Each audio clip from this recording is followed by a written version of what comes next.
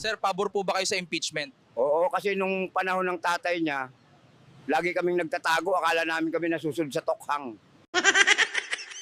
Sir Juan, mas okay po ba ang panahon ngayon kumpara noon kay Digong? Okay? Ngayon, binibigyan kami ng pagkakataong magbago. May due process na. Noon, wala. Basta na lang tinutumba. Noon, tago kami ng tago. Hindi ako makalabas. Baka ako na ang susunod sa listahan. Biktima lang kami ng mga D-Lord. Dapat yan ang hulihin. Hindi yung addict na ang tanging dala lang ay lighter, foil. Ginoo, ano po ang plano nyo kung kayo ang naging presidente? Una sa lahat, libreng pulutang kada kanto.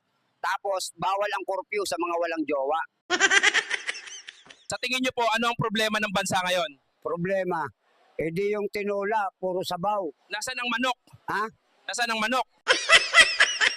Sir, ano ang solusyon nyo sa korupsyon? Simple. Ipalay detector test lahat ng politiko, real. Habang naka-polygraph, may karayom sa upuan. Sir, sino po ang may kasalanan kung bakit naghihirap ang bansa? Walang iisang may sala, pero sure ako, hindi ako yon. Sir, may solusyon po ba kayo sa traffic sa EDSA? Simple lang. Gawing one-way lahat ng kalsada, papuntang palengke. Anong solusyon nyo sa pagtaas ng kriminalidad? Lahat ng magnanakaw, lagyan ng bell sa bewang para alam ng lahat kung nasaan sila. Sir, anong nagbibigay sa inyo ng lakas araw-araw? Yung utang sa tindahan, bang kailangan kong mabuhay para mabayaran yon. Sir, ano para sa inyo ang tunam na tagumpay? Yung makautang ka nang hindi ka hinahabol.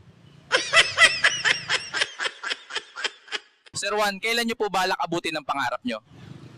Pag natuto na akong matulog, Sir, mahilig po ba kayo sa alcohol? oo, pero hindi yung panlinis, yung may tama.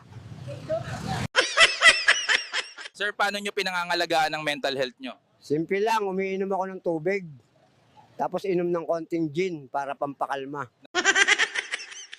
Sir, ginagamit nyo pa po ba ang face mask? Oo, para itago ang mukha ko sa mga inutangan ko. Sir, naniniwala po ba kayo na flat ang mundo? Oo. Lalo na kapag nakainom puwen, umiikot man, flat pa rin ang bagsak. Sir, anong pinaka nakakagulat na bagay na nakita nyo sa kalye? Yung ex ko, may bagong jowa. At mas pangit pa sa akin.